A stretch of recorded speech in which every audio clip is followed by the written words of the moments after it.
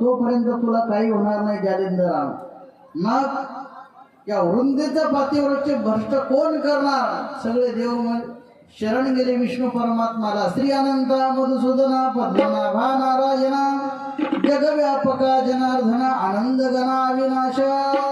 विष्णू परमात्मा म्हणले बोला काय करू? म्हणे काहीच नाही. जालिंदर दैत्य अभेद्य झाला, मरत नाही. आणि मारायचं असेल तर म्हणे याची जी पत्नी आहे ती पतिव्रत आहे, आणि जोपर्यंत पतिव्रतेच्या पातिव्रत्यामध्ये बाध येत नाही तोपर्यंत म्हणे हा जालिंदर मरत नाही.